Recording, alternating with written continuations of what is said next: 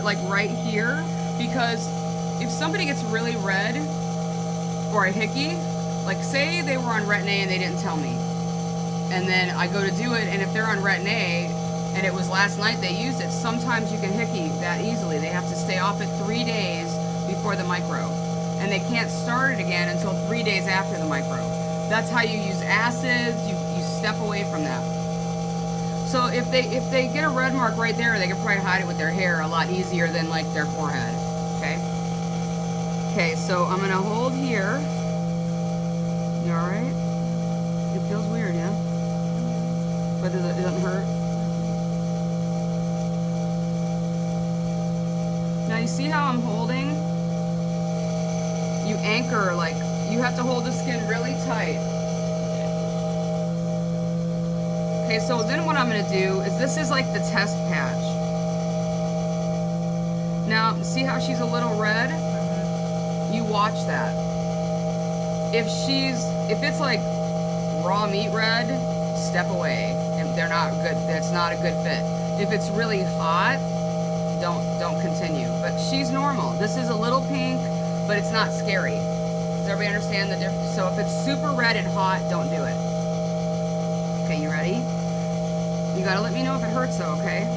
Alright, so this is fine, so then I'm gonna keep moving over. You're gonna have to change your hold every time you do it. You wanna keep holding the skin really tight.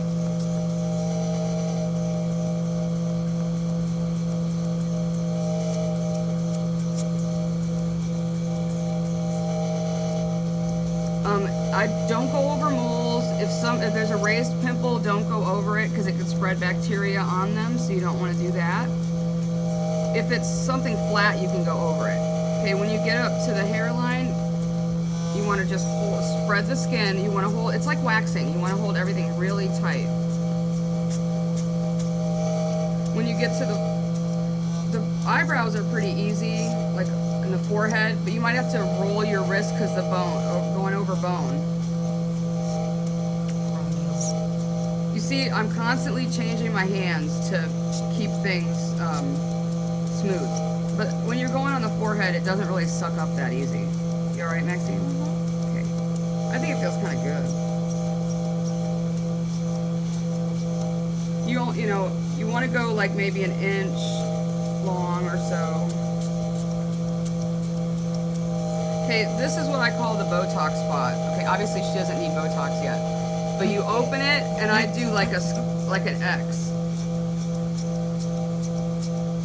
And then come back around, and you can do another, that's a double pass. But that's a place where people get lines easily, so we like to take care of that spot.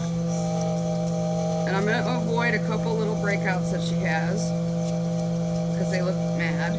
So we're gonna avoid them. But if something is a little red but flat, you can go over it. Okay, so I'm just doing this side. So when you come over here, you want to hold it tight like this, and then go right down. Tuck your lips in for me. Like, make this face. Yeah, that's the face. You can come over. It hurts a little bit above there. It hurts a little bit by the teeth, so you gotta, okay, you can relax. And then people here, I mean, young people, there's nothing there, but if somebody's got lines there, your mouth can suck up really easy, so you always have them make that face. Like, and see how it makes it easier for you when they make their chin, like, tight.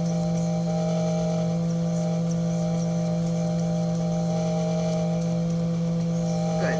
Okay, so now when you don't want to go beyond, like, you just want to do the cheeks right here, but don't do under the eye. It's too sensitive. Okay, if you're right-handed, when you do the other side of the face, you're going to throw this over like it's a shawl. And you're gonna come this way towards the nose. You can hold just like any way you can to.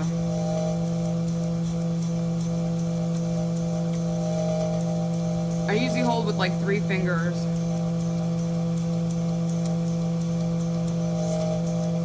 Because As long as the skin is tight, that's all that matters. You okay, honey? Mm-hmm. As long as the skin is tight, however you have to hold it.